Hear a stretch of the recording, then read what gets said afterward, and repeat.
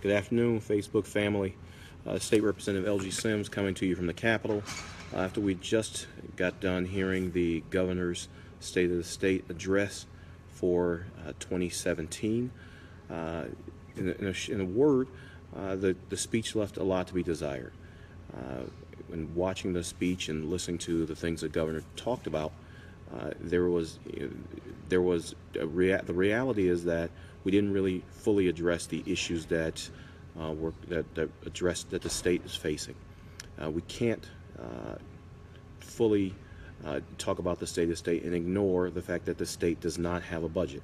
The state has not had a budget for almost 2 years, and we can't underestimate the fact that with not having a budget, we've caused in some cases irreparable damage to some of the communities in the social services safety network.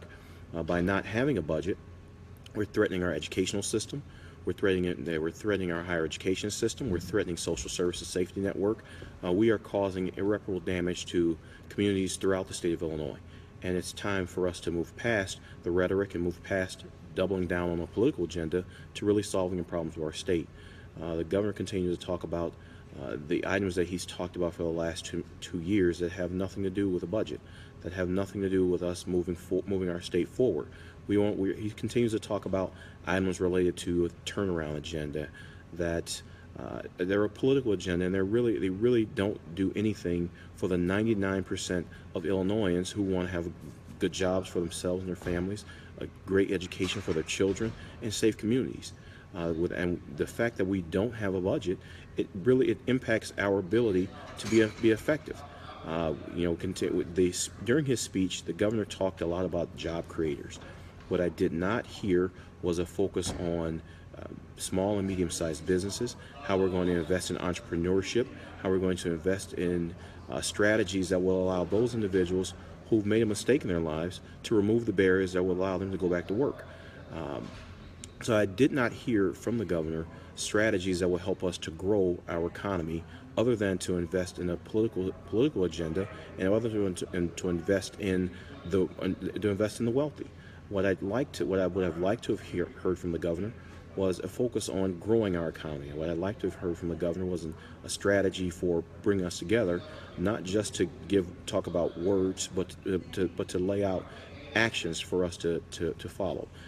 I was also frustrated that I didn't hear from the governor the strategies for investing in higher education.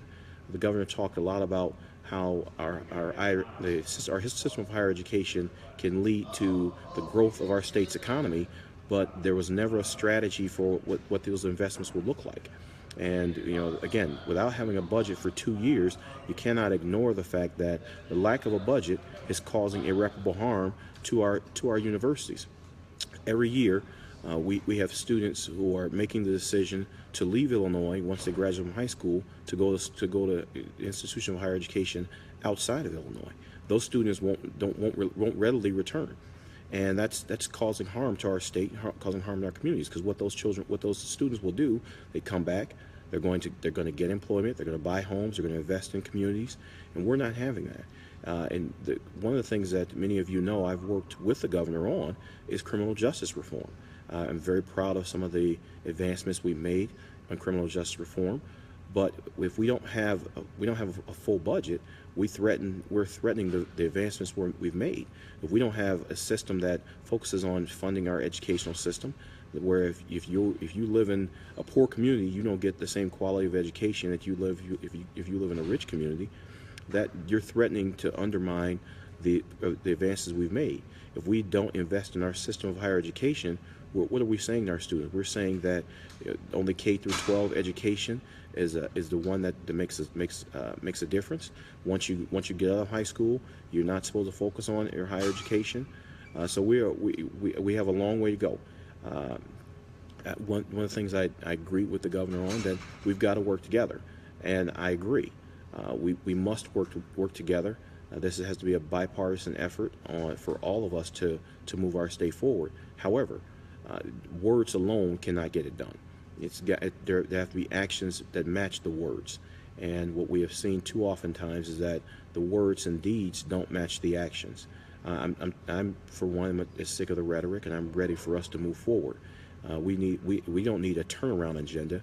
We need a growth and opportunity for all agenda. We need an agenda that focuses on making sure that the minorities and women's have the same opportunities that others have. That we need a plan that will make sure that you're putting all communities to work. You have there. I want again. I agree that you are going to make sure the governor. You may make sure that communities are safe by making sure that folks have opportunities. That's the key. The key is making sure that everyone shares in the opportunities, not just the 1%. There has to be a focus on growing our middle class. There has to be a focus on making sure that our middle class and the poor have opportunities to grow. And that means investing in education. It means investing in a social services safety network so people are healthy, making sure that we are giving opportunities for our communities to be safe. It cannot just be focusing on growing the 1%. Because if we continue to focus on making sure corporations are thriving, that's not those investments are not going to trickle down to growing and they don't equate to growing our middle class, which is what we need to be focusing on. Right now, our middle class continues to shrink. We are losing population. We lost over 100,000 individuals over the last several years, and we need to make sure that we're retaining those individuals. And how do we retain them? By investing in the things that make families strong, making sure that our children have educational opportunities, making sure that our communities have all the best that they need. And those were the things I wanted to hear from the governor. I want to hear, the state of the state is just the first part of the opening of the legislative session. We still have the budget address to go. But I think, again, the reality is we cannot accept and can't underestimate the fact that before the governor came in, we were paying down our bills. We had our payment cycle at under 30 days. Now we have a payment cycle that has ballooned to several months, 6 months to a year. We have over $10 billion in unpaid bills, with estimates that we could grow to as high as low as 11.5 to as high as 15 billion over the next several years. That's simply unacceptable. That's why having a budget remains the top priority of myself and members of the House Democratic Caucus.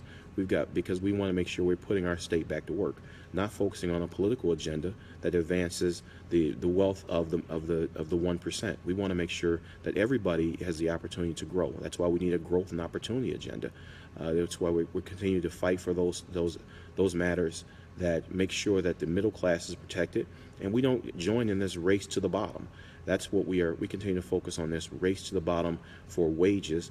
We're going to compete with other states to make sure that our middle class doesn't have the same opportunities as the wealthy. That's unacceptable. So we will continue to fight, and as I continue the efforts to make sure I keep you informed, I want to continue these discussions. So I wanted to make sure you knew what was going on in Springfield. You had the opportunity to hear directly from me what we are doing in Springfield and what happened today. Again, I want to, but this is the first step.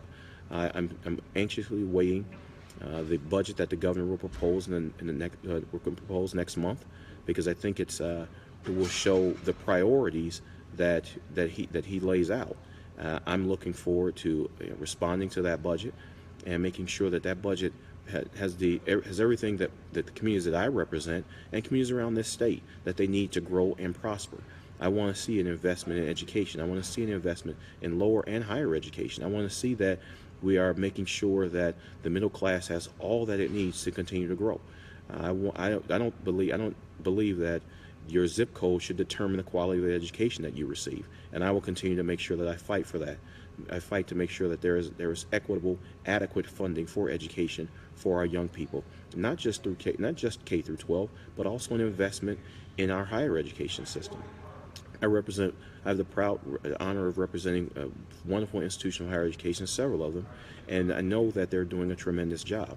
But they are limited in the ability to do the job because this ongoing budget impasse that focuses on a political agenda is harming our system of higher education, which coincidentally the job creators and corporations look to when they look at the system of higher education.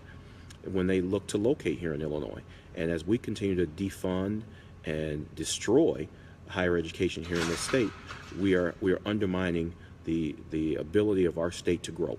That's why I continue to call for a growth and opportunity agenda, not a turnaround agenda that's going to focus on a political agenda, but one that focuses on inclusion, that makes sure that there are opportunities for minorities and women to participate, that we equalize contracting opportunities with the state and local governments. I think we've got to make sure that we have opportunities for all, and that's why I'm going to continue to fight for those, and I'm going to continue to keep you informed about that fight. And I hope you will join me, and I would urge for all of my friends to stay in contact with my office, but also to reach out to your local elected official if you are not one of my constituents. I'm always willing to help. But I also want to make sure that we are building a coalition of like-minded individuals across this state. So if you want to get in contact with me, my number is 773-783-8800. Again, that's 773-783-8800. You can reach me there, or you can always reach me via email. It's esims@replgsims34.com. That's esims@replgsims34.com. Thanks again for joining. Have a great day. Goodbye.